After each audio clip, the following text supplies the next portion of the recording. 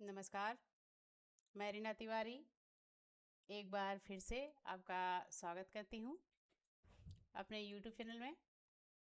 और आज हम लोग क्लास 10th का सामाजिक विज्ञान भूगोल सेक्शन से एक बहुत ही इम्पोर्टेंट चैप्टर कृषि पढ़ने वाले हैं। इसके कुछ इम्पोर्टेंट की पॉइंट और MCQ लेकर मैं आपके सामने आई हूँ।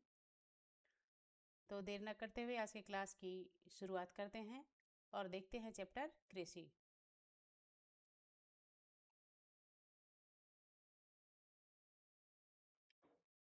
तो सबसे पहले देखते हैं कृषि के प्रकार, टाइप ऑफ फार्मिंग। देखिए, टाइप ऑफ फार्मिंग में जो हमारा पहला जो टाइप है वो है प्रारंभिक जीविका निर्वाह कृषि, प्राइमिटिव सब्सिस्टेंस फार्मिंग। देखिए, यह कृषि जो है छोटे छोटे टुकड़ों पर जो है वो की जाती है, जिसमें पुराने ज़माने के हथियार जो है छोटे छोटे यूज किए जाते हैं, जैसे कुदाल ले लीजिए, फावड़ा ले लीजिए। इसके द्वारा जो है इस पर जो है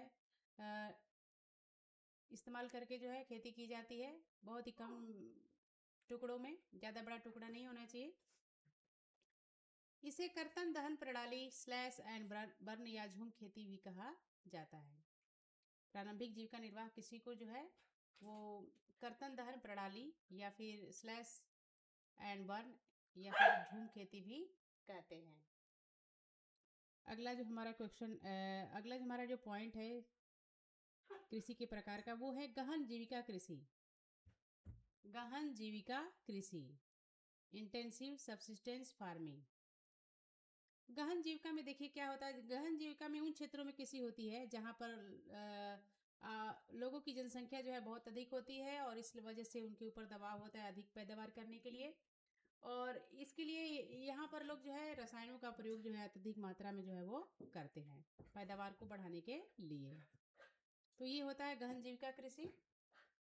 उसके बाद देखते हैं अगला जो टाइप है वो है वाणिज्यिक कृषि। वाणिज्यिक कृषि का मतलब होता है कमर्शियल फार्मिंग। कमर्शियल फार्मिंग, इसमें देखिए ये होता है, इस कृषि का विशेष महत्व ये होता है कि फसल को जो है जोरदार तरीके से उगाया जाए और उन्हें बाजार में जो है वो बेचा जाए। और इस तरह से इसमें अधिक पैदावार देने वाले बीजों को, जैसे HYV उर्वरकों और कीटनाशकों का बहुत ज़्यादा प्रयोग जो है वो होता है। और ऐसी कृषि का उदाहरण आपको देखने को मिलेगा रोपड़ कृषि यानी कि प्लांटेशन। इसका खास उदाहरण जो है चाय, कॉफ़ी या रबर जो है आपको देखने को मिलेगा। तो वाणिज्यिक कृषि का मेन उद्देश्य यही होता है कि फसल को जो है अधिक मात्रा में उगाया जाए और उसे मार्केट में जो है वो लाया जाए। तो ये कृषि के प्रकार थे। आगे देखते हैं इसका सस्य प्रारूप, क्रॉपिंग पैटर्न क्या है। क्रॉपिंग पैटर्न क्या है कृषि का वो देख लेते हैं।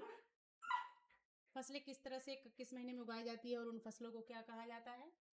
तो सबसे पहले जो है हमारा वो है रबी की फसल।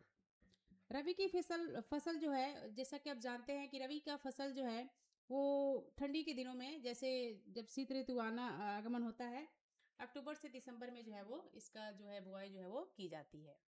और ये फसल जो है ग्रीष्म ऋतु यानी कि गर्मी में जो है अप्रैल जून में जो है तैयार हो जाती है, उस समय इसे काटा जाता है। आप एग्जाम्पल में देख सकते हैं गेहूं, जौ, मटर, चना, ये सारी चीज़ें जो है रबी के फसल के जो है वो उदाहरण है। तो रबी फसल का जो टाइमिंग होता है वो होता है अक्टूबर से दिसंबर में इसकी बुआई की जाती है और अप्रैल से जून में जो है इस फसल को जो है हम काटते हैं। और एग्जाम्पल में आपको गेहूं, जौ, मटर, चना, ये सारी जो मेन फसल जो है वो वह रबी फसल के आते हैं। उसके बाद अगला जो प्रारूप है वो है खरीफ। खरीफ का, खरीफ जैसा कि जानते हैं मानसून के आगमन, खरीफ फसल जो होती है मानसून का आगमन जब होता है जून और जुलाई में, उसी समय जो है इसकी बुआई जो है वो की जाती है और सितंबर अक्टूबर में इस फसल को काटा जाता है। तो आप तो समझ ही गए होंगे, जैसे कि चावल है, मक्का है, ज्वार, बाजरा, ये सारे जो है खरीफ फसल के अंतर्गत आते हैं। अगला जो प्रारूप है क्रॉपिंग पैटर्न का वो है जायद जायद कृषि। तो आइए देखते हैं जायद फसलें क्या होती हैं। रबी और खरीफ के बीच रबी और खरीफ दोनों के बीच में की जो ग्रीष्म ऋतु में छोटी सी अवधि में फसलें जो उगाई जाती हैं, जैसा आप देखते हैं गर्मियों के दिनों में अधिक मात्रा में तरबूज, खरबूज, खीरा, ये सब्जियां देखने को मिलती हैं।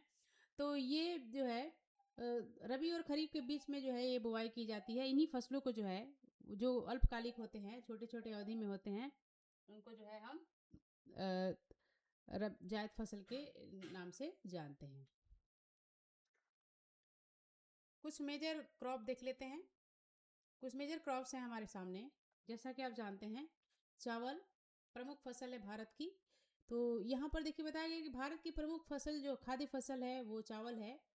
और इसके लिए उच्च तापमान जो होना चाहिए 25 डिग्री सेल्सियस से ऊपर, और अधिक वर्षा जो कम से कम 100 सेंटीमीटर से अधिक की वर्षा की आवश्यकता होती है ऐसी फसलों को उगाने के लिए। और उसके बाद दूसरे नंबर पे जो है मेजर क्रॉप वो है गेहूँ। ये सबसे मुख्य फसलों में से दूसरे नंबर पर आता है। और इसे जो है इस फसल को पकते समय जो है कम से कम जो है खिली खिली धूप होनी चाहिए, और इसको भी वर्षा की ज़रूरत पड़ती है, वो भी 100 सेंटीमीटर नहीं बल्कि 50 से 75 सेंटीमीटर से अधिक। आगे देखते हैं। उसके बाद है मोटे अनाज। कुछ मिलेट होते हैं मोटे अनाज, जैसे बाजरा है, रागी है, ज्वार है। ये सारे चीज़ें जो है वो मोटे फसल के अंतर्गत आते हैं। इसमें जो है पोषक तत्व होता है उसकी प्रचुरता जो है अधिक होती है, तो इसे मोटे अनाज के नाम से जानते हैं। अगला है दालें, पल्सेस। जैसा आप जानते हैं कि दाल के उत्पादन के मामले में भारत विश्व में सबसे अधिक जो है उत्पादन करता है और उपभोक्ता भी है। और ये मिट्टी की उर्वरता बढ़ाने के लिए मदद करती हैं। ये फसलें जो हैं मिट्टी की उर्वरता को बढ़ाने में मदद करती हैं और नाइट्रोजन स्थिरीकरण जो है वो बना रहता है। तो इस तरह से ये कुछ मुख्य फसलें थी: चावल, गेहूं, मोटे अनाज, दालें। अगला देखते हैं। अगला जो हमारा की पॉइंट है वो है तकनीकी और संस्थागत सुधार। तकनीकी और संस्थागत सुधार, टेक्नोलॉजिकल एंड इंस्टीट्यूशनल रिफॉर्म। आइए देखते हैं, पहले हरित क्रांति को देखते हैं, ग्रीन रेवोल्यूशन। हरित क्रांति का जो मेन उद्देश्य था, बीजों की बेहतर गुणवत्ता और सिंचाई के उत्पादन को बढ़ाना। बीजों की बेहतर गुणवत्ता और सिंचाई के उत्पादन को बढ़ाना, ये हरित क्रांति का मुख्य उद्देश्य था। उसके बाद जो है श्वेत क्रांति। श्वेत क्रांति से तो आप परिचित होंगे, व्हाइट रेवोल्यूशन, जो कि दुग्ध उत्पादन से जुड़ा हुआ है। दूध की उत्पादकता को अच्छे से बढ़ाया जाए। उसके बाद है कुछ अन्य सुधार भी देखने को मिलते हैं, जैसे चकबंदी, जमींदारी प्रथा का अंत, किसान क्रेडिट कार्ड और व्यक्तिगत दुर्घटना बीमा योजना। ये कुछ अन्य सुधार भी हैं तकनीकी और संस्थागत सुधार के अंतर्गत। तो पहला था हमारा हरित क्रांति, दूसरा श्वेत क्रांति, और तीसरा जो है अन्य सुधार। हरित क्रांति में बीजों की बेहतर गुणवत्ता होनी चाहिए और सिंचाई के उत्पादन को बढ़ाने का जोर दिया गया था। श्वेत क्रांति का उद्देश्य था कि दुग्ध का उत्पादन जो है वो अधिक से अधिक मात्रा में हो, उसका उत्पादन में सुधार हो। उसके बाद अन्य सुधार भी किए गए थे, कहीं चकबंदी, जमींदारी प्रथा का अंत किया गया, कभी किसान क्रेडिट कार्ड बनाए गए, और कभी व्यक्तिगत दुर्घटना बीमा योजना जो है वो बनाई गई थी।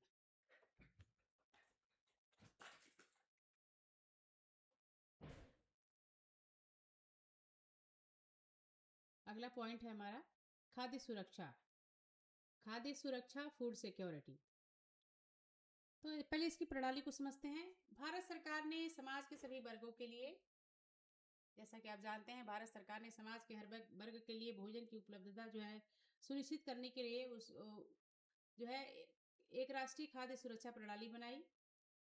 और इस प्रणाली के मुख्य रूप से दो घटक हैं: बफर स्टॉक, जिसमें अनाज का भंडारण किया जाता है, और दूसरा है सार्वजनिक वितरण प्रणाली।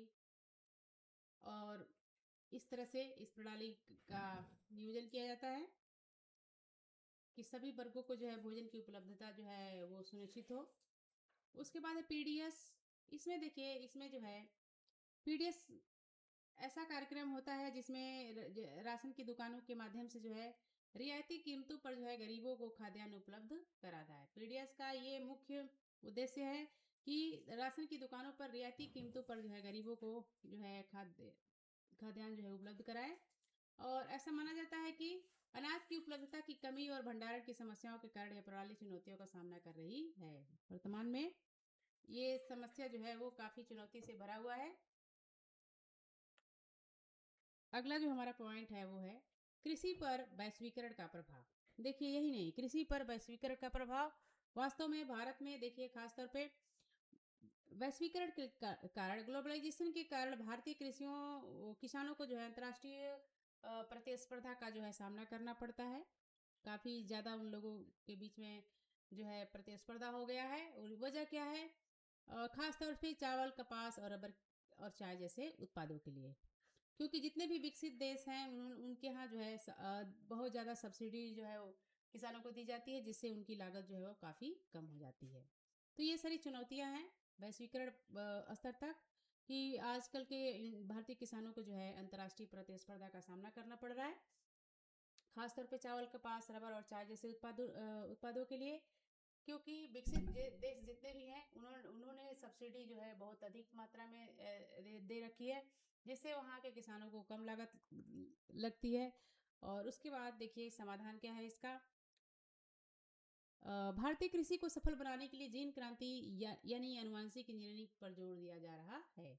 वर्तमान में भारतीय कृषि को बहुत ही ज़्यादा सफल बनाने के लिए जीन क्रांति पर जोर दिया जा रहा है और कार्बनिक कृषि का चलन बढ़ा है। ऑर्गेनिक फार्मिंग का जो है चलन बढ़ाया गया है, क्योंकि उसका रीज़न ये है कि ये ऐसी ऑर्गेनिक फार्मिंग ऐसी फार्मिंग होती है जिसमें रसायनों का प्रयोग जो है बहुत कम मात्रा में किया जाता है, न के बराबर किया जाता है। और यही नहीं, इस ऑर्गेनिक फार्मिंग की मांग जो है पूरे विश्व पटल पर है, यानी कि पूरे वैश्विक रूप में ऑर्गेनिक फार्मिंग को जो है वो जोर दिया जा रहा है। तो ये थे हमारे कुछ मुख्य पॉइंट। इस की पॉइंट के बाद अब हम देखेंगे आज के चैप्टर से जुड़े हुए कुछ इंपॉर्टेंट एमसीक्यू। तो सबसे पहला एमसीक्यू है, निम्नलिखित में से कौन सी रबी फसल है? निम्नलिखित में से कौन सी रबी फसल है? तो अभी हमने पढ़ा कि चना, गेहूँ ये सब जो है रबी की फसल में आते हैं, इसलिए जो है ये हमारा ऑप्शन नंबर सी जो है करेक्ट आंसर है।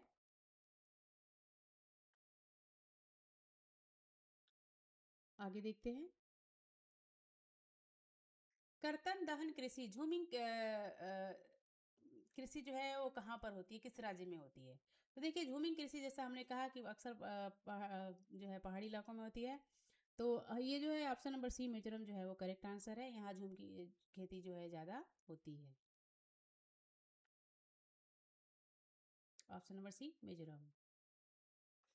नेक्स्ट जो हमारा क्वेश्चन है वो है, निम्नलिखित में से कौन सी एक फलीदार फसल है?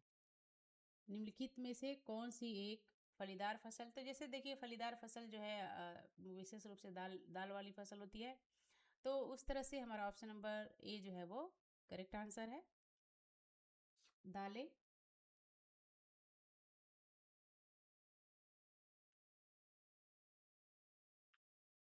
अगला हमारा क्वेश्चन है, भारत में कितनी जनसंख्या कृषि कार्यों में संलग्न है?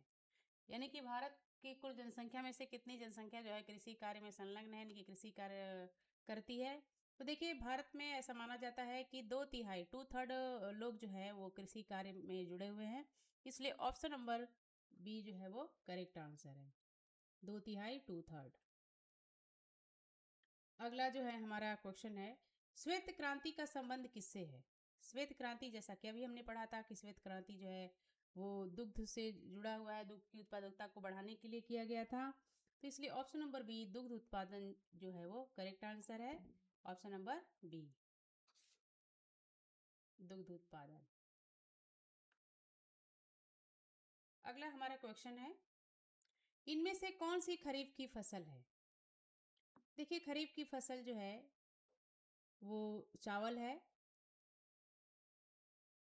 जिसकी बुआई जो है वो सितंबर अक्टूबर में शुरू की जाती है। तो ये थी हमारी खरीफ की फसल, चावल।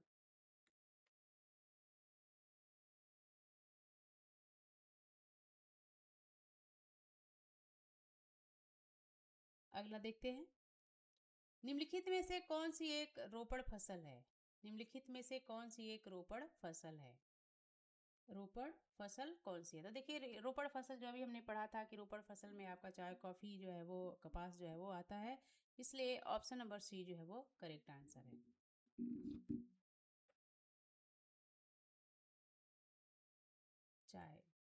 अगला क्वेश्चन है हमारा, रबर का संबंध किस प्रकार की वनस्पति से है? रबर का संबंध किस प्रकार की वनस्पति से है? देखिए, रबर का संबंध जो है वो उष्णकटिबंधीय वर्षा वन से है। रबर फसल जो है उसका संबंध जो है उष्णकटिबंधीय वर्षा वन से है। Option number D correct answer है। उसके बाद देखते हैं, ज्वार का सबसे बड़ा उत्पादक कौन सा राज्य है? ज्वार जिसे जो है मोटा अनाज कहा जाता है, जो प्रचुरता से भरा होता है पौष्टिकता से। तो देखिए, पूछा जा रहा है कि किस राज्य में जो है सबसे ज़्यादा उत्पादन इसका किया जाता है। तो देखिए, महाराष्ट्र में जो है वो ज्वार का फसल जो है सबसे अधिक उगाया जाता है। Option number A Maharashtra. अगला क्वेश्चन है हमारा, ऑपरेशन फ्लड का संबंध किससे है? ऑपरेशन फ्लड का संबंध जो है वो किसी और बाढ़ नियंत्रण या किसी और से संबंध नहीं है फ्लड के नाम से, बल्कि ये दुग्ध उत्पादन से जो है वो जुड़ा हुआ है। इसलिए ऑप्शन नंबर बी जो है वो करेक्ट आंसर है, दुग्ध उत्पादन। अगला जो हमारा क्वेश्चन है वो है, गन्ना उत्पादन में भारत का विश्व में कौन सा स्थान है? गन्ना उत्पादन में भारत का विश्व में कौन सा स्थान है? तो देखिए, गन्ना उत्पादन में भारत का जो है द्वितीय स्थान है, पूरे विश्व में दूसरे नंबर पे है। ऑप्शन नंबर बी जो है वो करेक्ट आंसर है। अगला जो क्वेश्चन है वो है, खरीफ की फसलों की कटाई का समय क्या है? खरीफ की फसलों की कटाई का समय क्या है? तो देखिए, खरीफ की फसलें जो है वो सितंबर और अक्टूबर में जो है वो काटी जाती हैं। सितंबर और अक्टूबर में जो है वो काटी जाती हैं, इसलिए ऑप्शन नंबर सी जो है वो करेक्ट आंसर है। अगला जो हमारा क्वेश्चन है वो है, सुनहरा रेशा किस फसल को कहा जाता है? सुनहरा रेशा किस फसल को कहा जाता है? तो देखिए, सुनहरा रेशा जो है वो जूट की फसल को जो है वो कहा जाता है, इसलिए ऑप्शन नंबर बी जो है वो करेक्ट आंसर है। जूट को सुनहरा रेशा का फसल जो है वो कहा जाता है। अगला है, मक्का के उत्पादन के लिए कौन सी मिट्टी सबसे अधिक उपयोगी होती है? मक्का के उत्पादन के लिए कौन सी मिट्टी सबसे उपयुक्त होती है? तो देखिए, मक्का के उत्पादन के लिए जो है जितनी भी पुरानी जलोढ़ मिट्टी होती है वो काफ़ी जो उपयोगी होती है, जो उसकी उत्पादकता को बढ़ाती है। तो इसलिए हमारा ऑप्शन नंबर ए पुरानी जलोढ़ मिट्टी जो है वो उत्पादकता के मद्देनज़र सबसे उपयोगी है, मक्का के लिए खास तौर पे। ऑप्शन नंबर ए पुरानी जलोढ़। अगला जो हमारा क्वेश्चन है वो है, चाय की खेती के लिए किस प्रकार की जलवायु आवश्यक है? चाय की खेती के लिए किस प्रकार की जलवायु जो है वो आवश्यक है?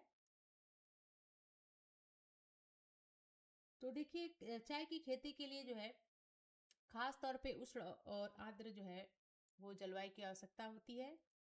वहाँ बारिश पर्याप्त होना चाहिए। ऑप्शन नंबर बी उष्ण और आर्द्र।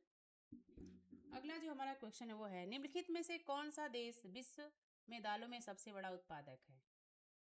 निम्नलिखित में कौन सा देश विश्व में दालों में सबसे बड़ा उत्पादक है? तो जैसा अभी हम लोगों ने दाल के बारे में जब पढ़ा था, तो भारत जो है विश्व में नंबर 1 पर है, दाल के उत्पादन में भी और दाल के उपभोग में भी। Option number C Bharat. अगला जो हमारा क्वेश्चन है वो है, भूमध्य सागरीय जलवायु में कौन सी फसलें उगाई जाती हैं?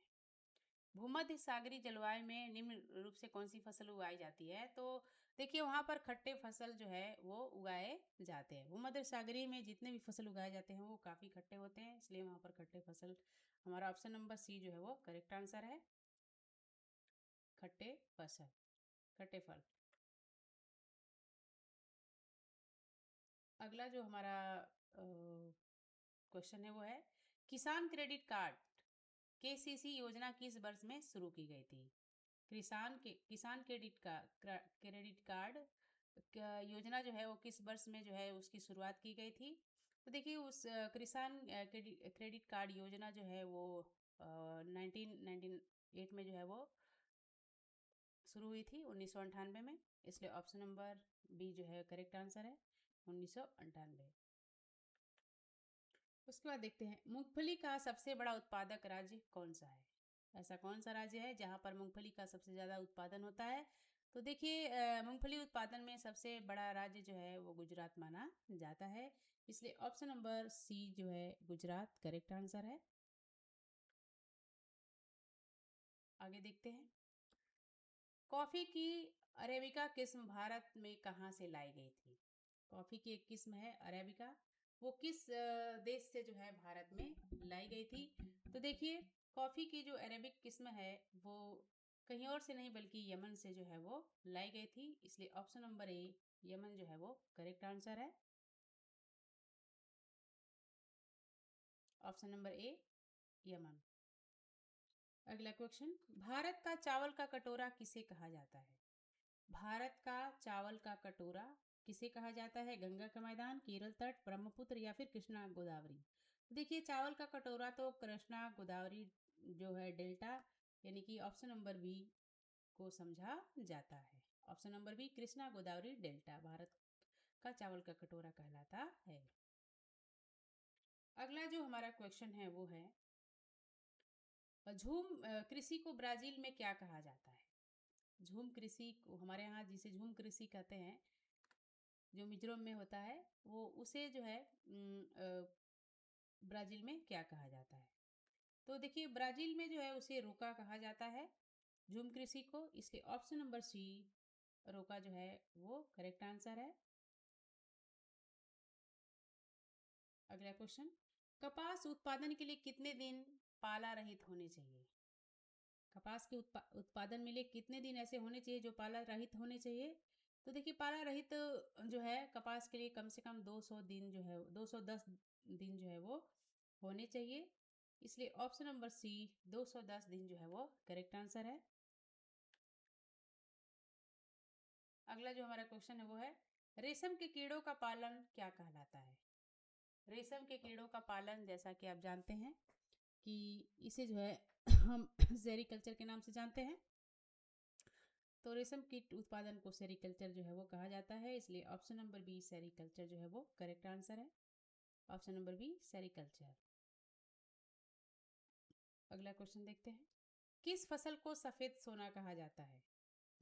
किस फसल को सफेद सोना कहा जाता है? ऐसी कौन सी फसल है जो सफेद सोना के नाम से जानी जाती है? तो देखिए वो हमारी जो फसल है वो है कपास। कपास को जो है भारत में सफेद सोना का नाम जो है वो दिया गया है, इसलिए हमारा ऑप्शन नंबर बी कपास जो है करेक्ट आंसर है। तो ये था हमारा आज का क्लास। अगली क्लास में आपसे फिर से मिलते हैं, तब तक के लिए धन्यवाद।